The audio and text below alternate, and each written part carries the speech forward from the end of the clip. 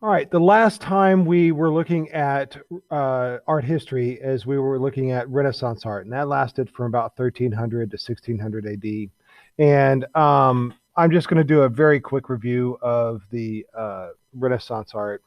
Um, but I want to remind you that Renaissance art had very stoic compositions. The lighting was lit from all over, and they had perfectly symmetrical compositions. So if we look at these two pictures, if we can draw an imaginary line right down the middle of them, it's the same on both sides. Imaginary line down the middle, it's the same on both sides. And with Stoic compositions, you remember that Stoic means very still or boring. Everybody's just kind of standing around. People are standing around here. People are just kind of standing around. There's not much movement and energy in these pictures. They were very calm and they were very stoic. All right.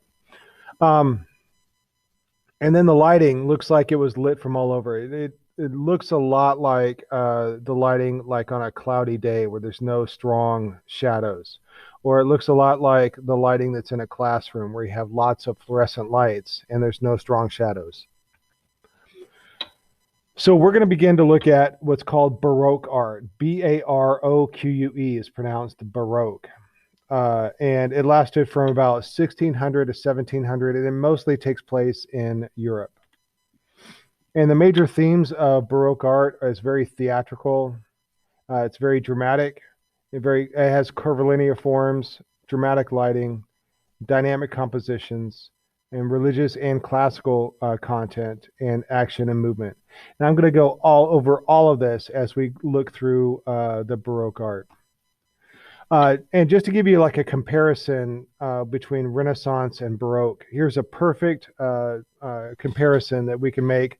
And each of these pictures shows exactly what the style kind of stood for. Here in the Renaissance, everything is just kind of very calm and stoic.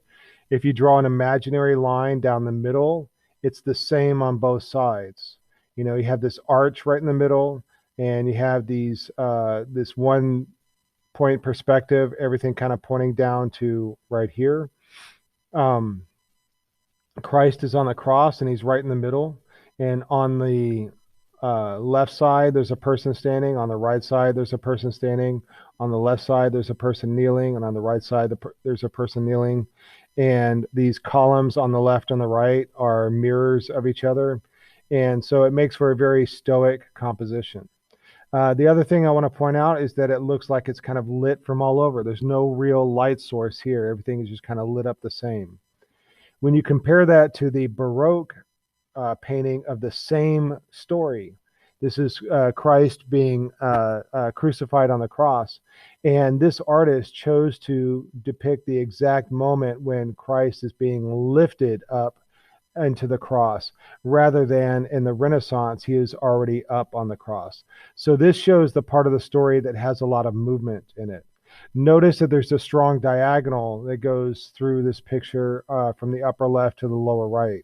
And then every single person in this picture is at an angle. There's nobody just standing up and being still. This on the right is a very dynamic composition, whereas this on the left is a very stoic composition.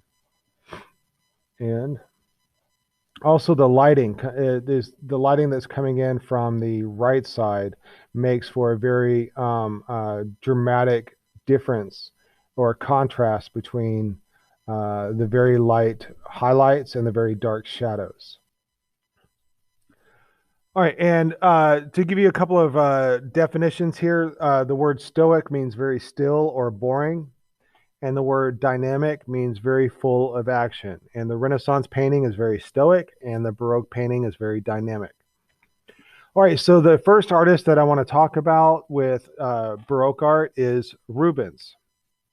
And he made very active and energetic compositions. He used a lot of curvilinear forms, and he used theatrical settings, and he did paintings of Rubenesque women.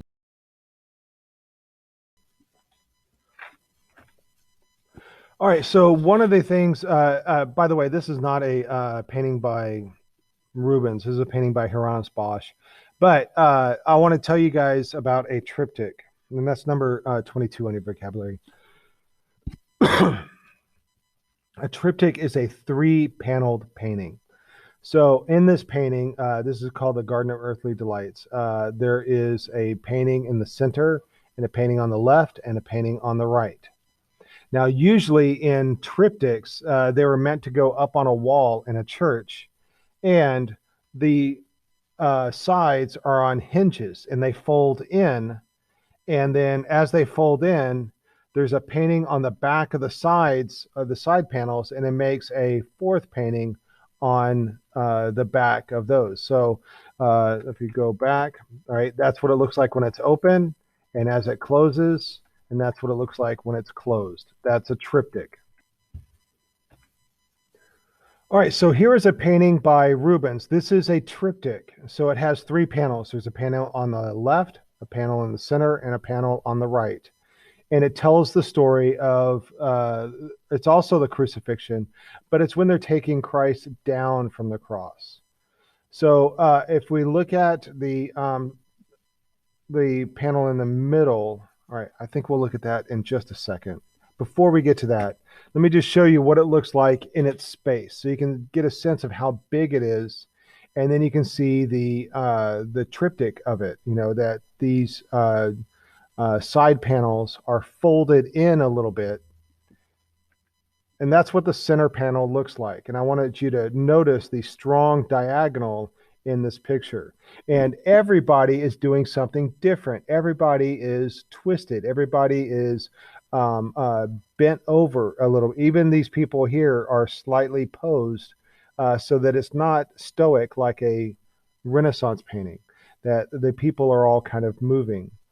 Notice the strong diagonal with the light source. So from the guy's elbow through the cloth and Christ's body down to the highlights and the faces down here, it makes a strong diagonal in this picture. That's what it looks like with the side panels. And then as the side panels close, this is what's on the back of those side panels. So here's another painting by Rubens, and it shows. Let's see, there's a baby down here, and all the light. Notice that how dark this painting is, and that the light is almost like coming from the baby. It's like a glowing baby or a nuclear baby. But notice how the most of the picture is dark, and there's a few bright highlights on it, and that's called tenebrism. Tenebrism is when you have a painting that is mostly dark with a few bright highlights. And that is very typical of Baroque art. And you remember how Renaissance art, everything was lit from all over. And then let's compare this to a manger scene from the Renaissance, and so we have, a typical Renaissance painting of the manger, and if you have an imaginary line going down the middle, it divides it evenly on the left and the right. And the people on the left side are copied and pasted, and to the right side, there's a cow, a donkey and a cow that are opposite each other that balance each other out. The angels, there's two angels at the top on the left and two angels at the top on the right. And everything is nicely balanced in this. And the light is, even all over. There's no dramatic lighting like there is in Rubens' manger scene. And there's no movement. All these people in the Renaissance picture are just sitting still. But even though these people are just sitting, they're turning, they're twisting, they're moving, the blanket. There's angels. The angels that are up here are really twisted amongst themselves.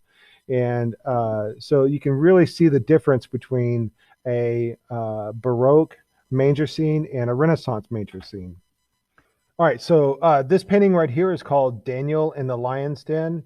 And this is a story taken from the Bible, and so that would be called religious subject matter. And the definition for religious subject matter is art about people and stories from the Bible.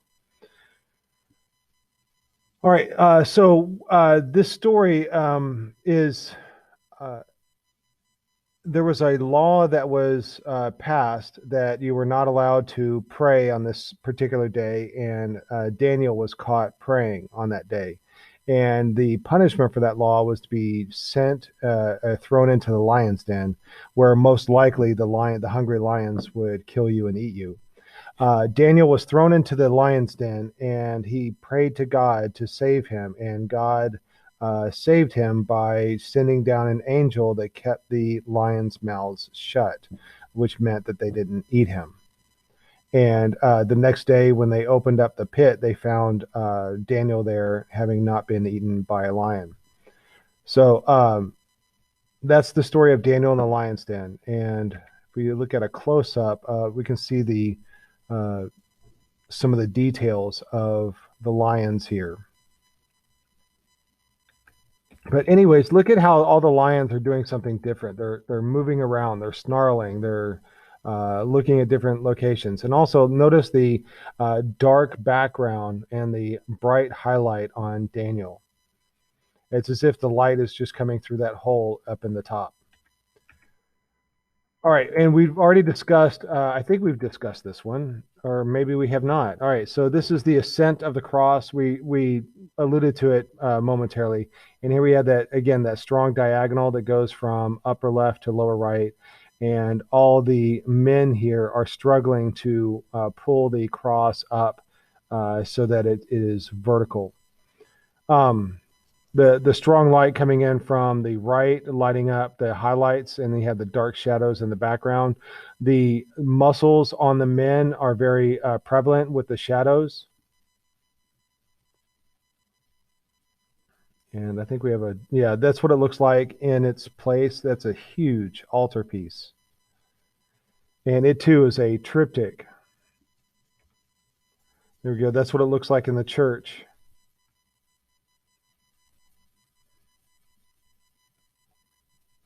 And there's a close up, and you can see some of the details in the painting right there. Here is Rubens' version of David and Goliath.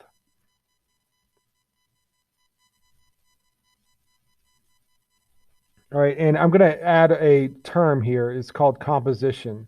And the definition for composition is how an artist arranges or organizes a work of art.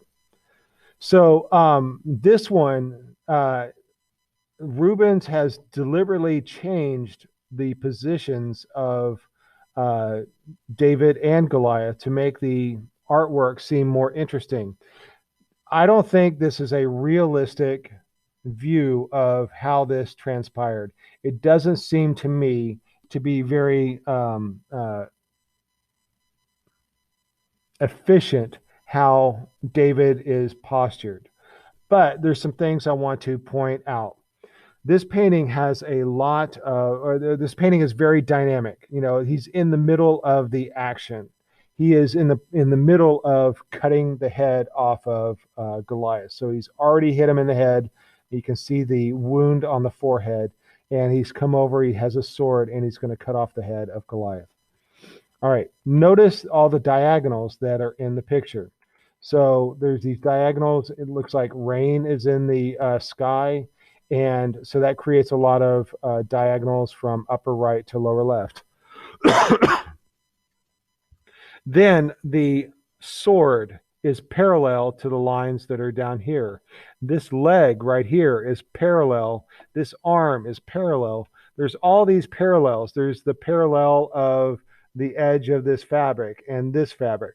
There are so many lines that go from upper right to lower left, and they are woven throughout this painting. Then there are other diagonals. And remember what I told you at the beginning of the year is that diagonal lines add action and movement in an artwork. All right, so another thing that I want to point out is that there is this like swooping line that goes through here. It goes, under Goliath's head, curves around here, goes through the leg, and then curves around the back here, and it creates this S shape through the composition. Whoops. This S shape through the composition. and that helps lead our eye around. This is not by accident. The artist is moving people around to make it more visually interesting. This is not realistic, it's not practical, it's not efficient, it is artistic. The artist made certain decisions of where to place people to make it more interesting to look at. And then also there's a couple of there's an oval shape right here, and there's another oval shape right here. And that's to help kind of unify things. When you have things that are kind of repeated, it helps to make it more interesting to look at. All right, so that's a really good example of how an artwork is composed. All right, and another thing in Rubens' artwork is the use of the curvilinear forms. So, curvilinear means curvy lines, basically lines that curve. And here's a very good example of that. In all of these people, look at all these curving lines in their clothes, in their poses, and even in these columns right here. These columns are supposed to have straight lines, and they're broken up by these curving lines. And in the cherubs up above, there's so many curving lines in here, and gives it a sense of movement and energy. So in a lot of Rubens paintings, you can see just there's so much movement and energy, and that's reflected by all the curving lines that are in it. All right, so let's look at this painting. This is called The Lion Hunt by Rubens, and look at how much action is in this picture. And one thing I really want to point out is his use of diagonals. Look at all like the diagonal lines in here, like in the spears that they are using, and the swords, and even the directional elements. Like there's this huge Nike swoosh right here of these horses' heads and this guy going down, and because of the whiteness of his clothes right here, and that it's in the center, and then the whiteness on this horse, it really draws your eye to the center of the picture. All right, because it's this light area surrounded by a lot of dark areas. All right, so there's a lot of diagonals in the picture that help give the sense of movement. And then there's a lot of curves in the picture, all right, that give it a sense of movement, all right. And this is what when I'm talking about dynamic compositions, this is it right here. Lots of energy, lots of action, lots of stuff going on, and nobody's just standing around. Here's another one. You can see all the curves, like the curve in the back of this tiger right here, and the curve in the horse's neck, and the curve in the horse's leg right here. And there's so many diagonals and curves in this picture. It is a very well composed and highly animated and full of action, a highly dynamic painting right here. And look at this. When I look at this painting right here, I love this painting because when you kick over like an ant's nest and all the ants are just like writhing around and moving around. This is what that looks like to me. It's like if these people were ants and somebody just kicked over their nest, they're all moving. There is not a single person in here that's just standing still. It's a lot of movement and energy in this picture. Again, lots of movement, lots of energy, lots of people moving around. All right, that's it for today. And until next time, be a little art factory.